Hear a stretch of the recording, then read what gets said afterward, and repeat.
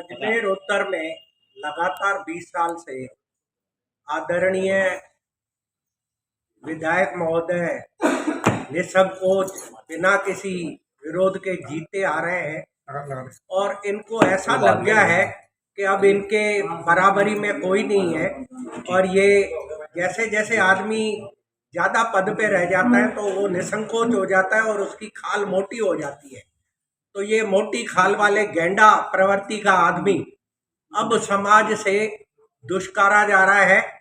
सर्व सिंधी समाज अजमेर की ओर से टिकट बंटवारे से 2 माह पहले से ही हमने बीजेपी को और कांग्रेस को यह निवेदन किया था कि इस 20 साल के अंदर जो कांग्रेस आ रही है उस कांग्रेस से यह मांग की थी कि आप सिंधी को उतारो, सिंधी का किसी न किसी का पद यहाँ चालू करो ताकि सिंधी समाज उससे पुरस्कृत हो सके।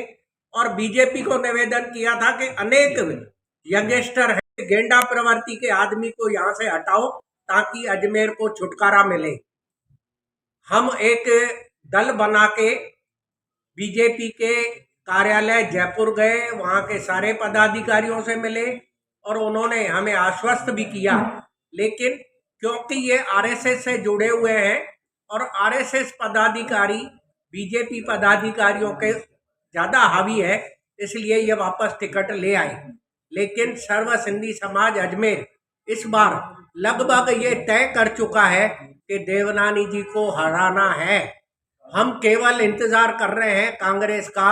अगर कांग्रेस ने आज किसी भी सिंधी कैंडिडेट को यहाँ से टिकट दे दिया तो पूरा सिंधी समाज अजमेर एक मत से यह आशा जाहिर कर देगा और शायद 6 तारीख के बाद आपको यह प्रेस कॉन्फ्रेंस करके बता दिया जाएगा कि सर्व सिंधी समाज पूर्ण रूप से देवनानी जी के खिलाफ है।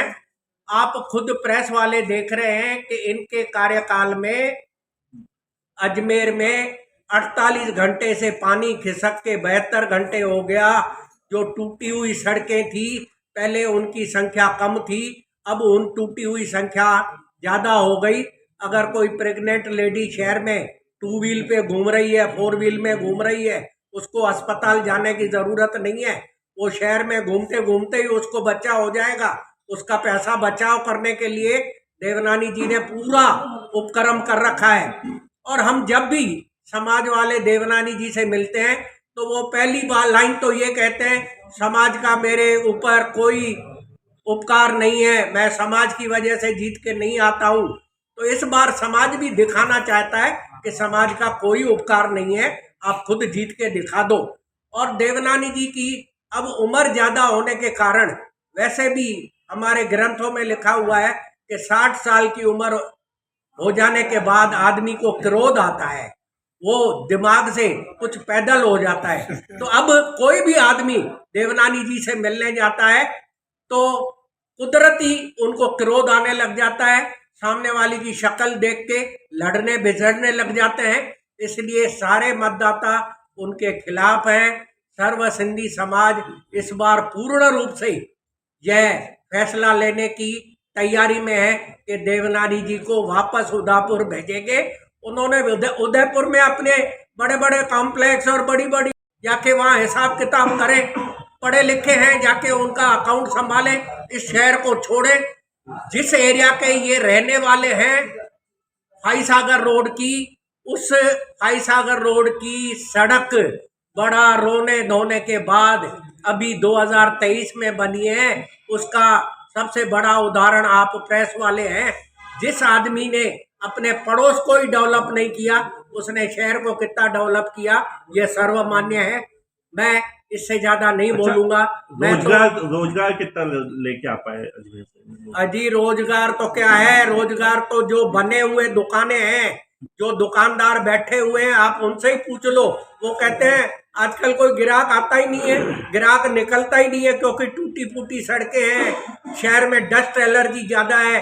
अभी शहर में आप देख लो, आज का अखबार पढ़ के देख लो कि डस्ट एलर्जी की वजह से पूरे शहर में बच्चों को, लेडीज को और ओल्ड एज वालों को खुजली हो रही है।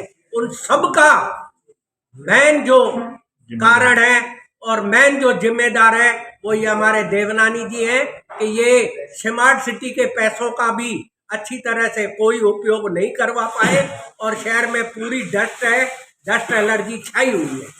आना सागर को कितना छोटा कर दिया? आना सागर को छोटा कर दिया, ये तो सर्वविदित है और देवनानी जी अब इसमें बच नहीं सकते। इस साल हरा जाएंगे तो अपने आप खत्म हो जाएगा।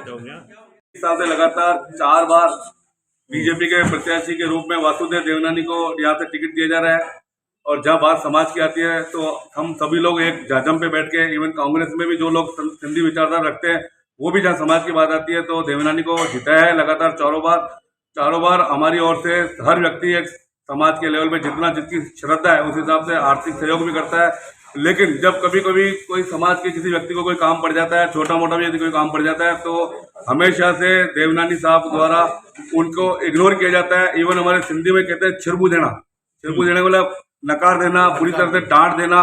तो इस प्रकार से, और सबसे बड़ी बात जो रही है, एक विधायक जो होता है एक समाज का, एक समाज सेवक होता है, सुख में दुख में आना जाना सब होता है। देवनानी जी ने कभी भी हमारे सिंधी समाज के किसी भी सुख में दुख में किसी के कभी शामिल नहीं हुए।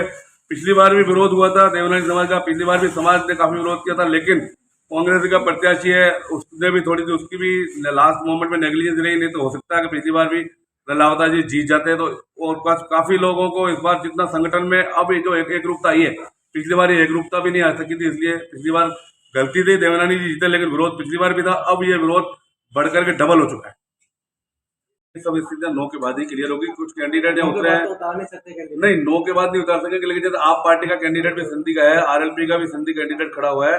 समाज किसको समर्थन देता है? समाज एक व्यक्ति को समर्थन देगा। सामाजिक लेवल पे मीटिंग अभी चल रही है, वो सब स्थितियां नो के बाद ही क्लियर करती है। अच्छा, आपका ये मानना है कि देवनानी को समर्थन नहीं कर रहे? देवनानी का समर्थन कोई भी नहीं कर रहा है और मैं उसी बात के लिए और आम जनता से निवेदन करने आपके माध्यम से, मीडिया के माध्यम से, कि देवनानी का समर्थन नहीं करे। उसके हमारे पास बहुत सारे कारण है, वो भी मैं आपके माध्यम से, मीडिया के माध्यम से मैं शेयर करना चाहूंगा।